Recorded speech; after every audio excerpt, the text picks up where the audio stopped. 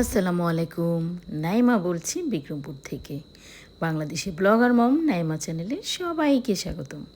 কে কোথা থেকে আমার ভিডিও দেখছেন তা তো আমার জানা নেই, তবে কাছে এবং দূরে, দেশ ও দেশের বাইরে যে যেখান থেকে আমার ভিডিও দেখছেন, আশা করছি সবাই আল্লাহর রহমতে অনেক ভালো আছেন।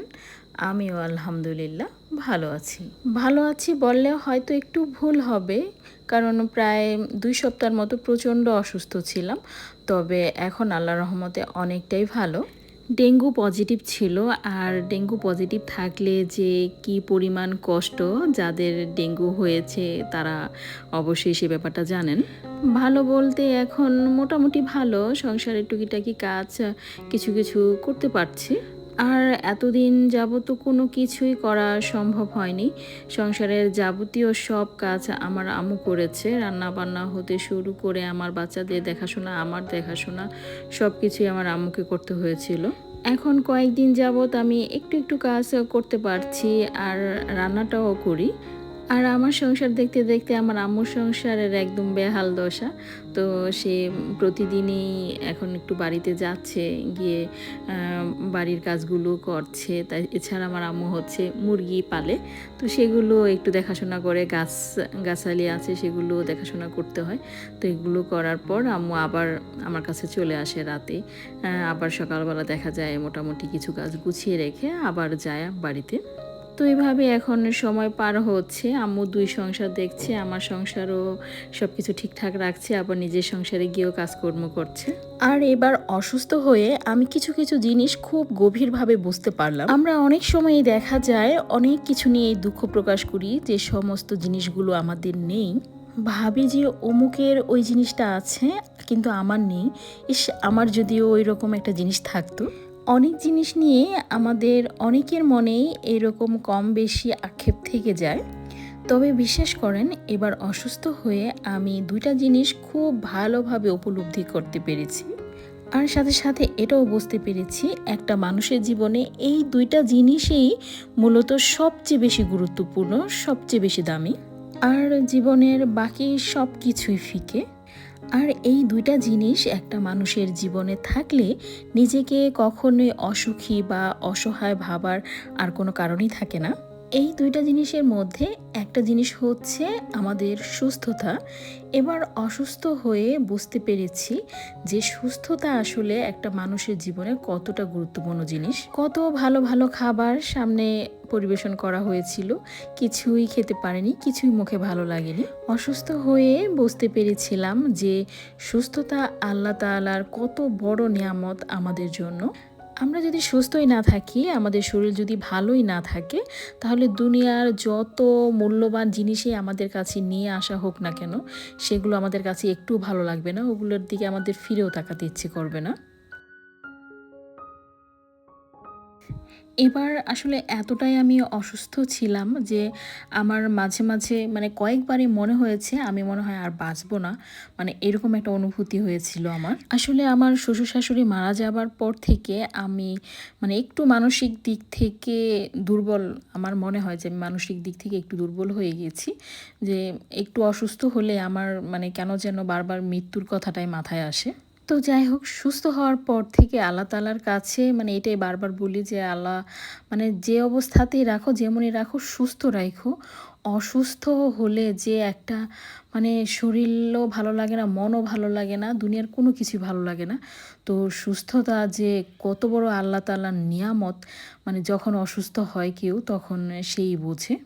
এ তো গেল আমাদের জীবনের একটা গুরুত্বপূর্ণ জিনিস। আর দ্বিতীয় জিনিসটা হচ্ছে মা, আপনার আমার সবার মা। আপনি সুস্থ থাকেন, অসুস্থ থাকেন, ভালো থাকেন, মন্দ থাকেন, সুখে থাকেন, দুঃখে থাকেন, যে অবস্থাতেই থাকেন না কেন, আপনার মা যদি জীবিত থাকে তাহলে বুঝবেন যে আপনি জীবনের সবচেয়ে সুখী একটা মানুষ। এই যে আমি এত অসুস্থ ছিলাম, আমাকে কে দেখে রাখলো বলেন?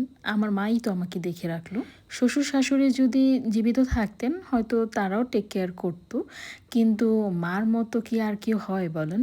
স্বামী আছে, সন্তানেরাও আছে, তারাও করেছে, কিন্তু মার মতো কখনোই কেউ হয় না। 2 সপ্তাহেরও বেশি সময় ধরে আমার মা ছায়ার মতো আমার পাশে রয়েছে। তারও তো বয়স হয়েছে, সেও তো ক্লান্ত হয়ে যায়। কিন্তু সেটা সে আমাকে বুঝতে দেয় না। আমার কখন কি লাগবে, কি খেলে আমার ভালো লাগবে, মাথায় পানি দিলে ভালো লাগবে না গোসল করলে ভালো লাগবে।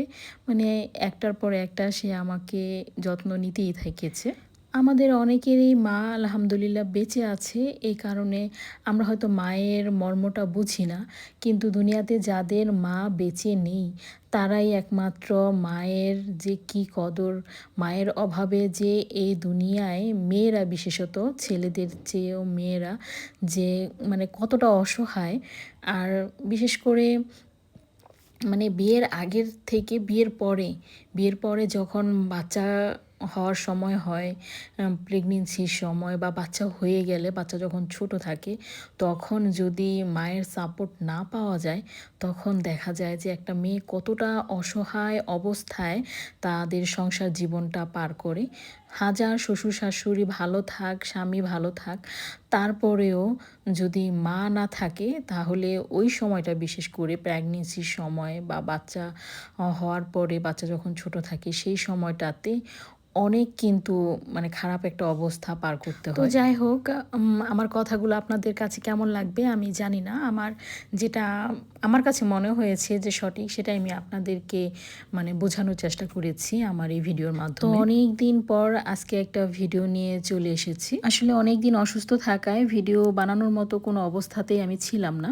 তো অনেক আপুরাই কমেন্টে জিজ্ঞেস করেছেন কেন ভিডিও দিচ্ছি না। তো আপুরা তো বুঝতেই পারলেন আমি অনেক অসুস্থ ছিলাম। আর দেখা গেছে কিছু কিছু ভিডিও আমি অসুস্থ হওয়ার আগে করা ছিল, আর কিছু কিছু ভিডিও আমি যে এখন একটু ভালো লাগছে শরীরটা আর করেছি। তো এগুলো মানে সব মিলিয়েই আজকের একটা পূর্ণ ভিডিও আর কি। আর জ্বরের কারণে এতদিন আমার প্রায় শীতে লেগেছে। তো একটা কম্বল গায়ে দিয়ে এতদিন আমার পার হয়েছে। তো এখন মোটামুটি আর কি আর শীতটা লাগছে না। তো কম্বলটা আমি রোদে দিয়েছিলাম, সাথে কিছু কাপড় ছাদ থেকে নিতে এসে দেখলাম আমার এই জবা গাছটায় মস্ত বড় একটা জবা ফুটে আছে, আরও বেশ কয়েকটা কলিও আছে। তো ছাদে এসেছিলাম শুধু মানে কম্বলটা নেওয়ার জন্য, এরপর দেখলাম কিছু কাপড় শুকিয়ে গেছে, সেগুলোও নিচ্ছি। তো হঠাৎ চোখে পড়লো ফুলটা, মানে দেখে আমি নিজেই শকড যে এত সুন্দর, আর সেটা আপনাদের সাথে শেয়ার না করেও থাকতে পারলাম না। তো যাই হোক, এই ছিল আজকের আয়োজন। ভিডিওটা ভালো লাগলে একটা লাইক দিতে ভুলবেন না। এই ধরনের আর নতুন নতুন ভিডিও পেতে আমার চ্যানেলটাকে সাবস্ক্রাইবও করে রাখতে পারেন। সবাই অনেক ভালো থাকবেন। আল্লাহ হাফেজ। আসসালামু আলাইকুম।